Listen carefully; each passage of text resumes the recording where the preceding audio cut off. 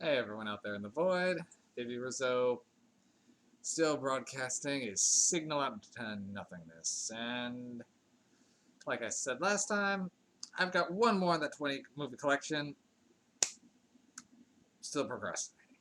So, decided to watch something completely unrelated and pulled out Scary True Stories.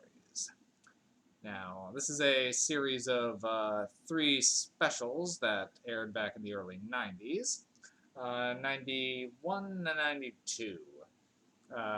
Scary True Stories, Scary True Stories Night 2, and all new Scary True Stories, Realm of the Spectres, or World of the Spectres, depending on the translation. So, this is one of the, like Tales of Terror, which I reviewed a couple weeks ago. This is one of the initial series that helped kick off the Japanese horror boom. And a lot of horror directors kind of credit this series, along with the other one, as what really got them started. This is from the director of Ringu Zero and the writer of Maribito. I've reviewed neither of those yet, but I own both of them, and they're in the queue. Now,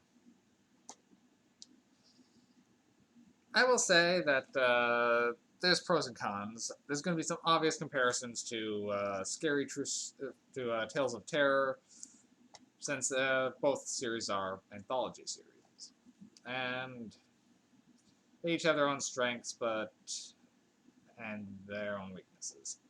Now, this one's full Japanese title is Honto ni Atta Kowai Hanashi, which would just be Scary True Stories.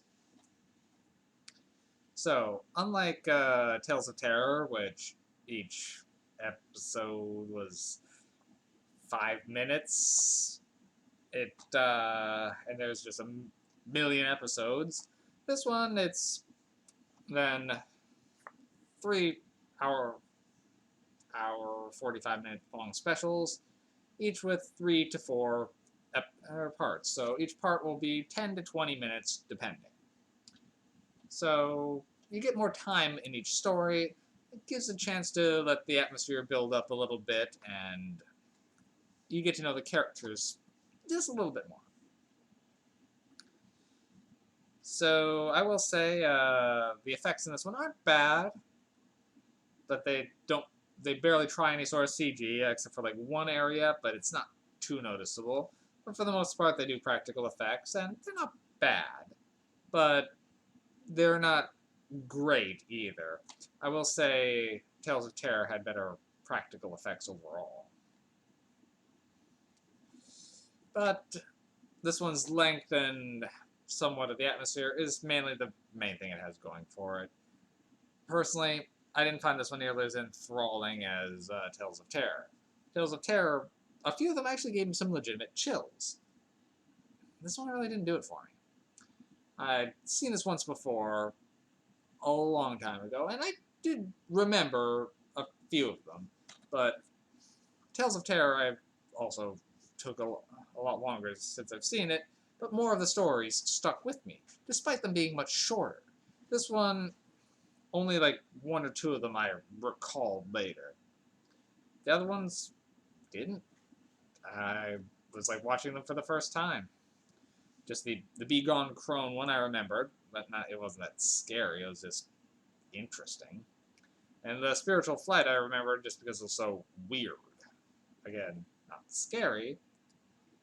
Mystery of the Red Earring was vaguely familiar, and I remembered it as I was watching it, but all the other ones were either so generic that I couldn't remember whether I'd seen them before or not, or there just wasn't much to them.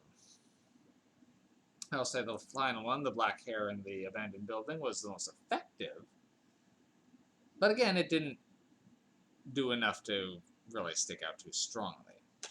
It's still worth seeing as a curiosity, particularly if you enjoy Japanese horror films, but since this was one of the pioneer things for it, but you honestly, I think you get more mileage out of Tales of Terror than Scary True Stories. Now, like this one dubs it Scary True Stories, Essentially, this one is a collection of a bunch of supposed actual accounts of supernatural phenomena. So, like, sort of like urban legends or accounts that people swear happened where they just change the names. I haven't researched into how actual that is or not, but it does add a little bit of interest, but most of them are clear urban legend based things that just are unverifiable by any means.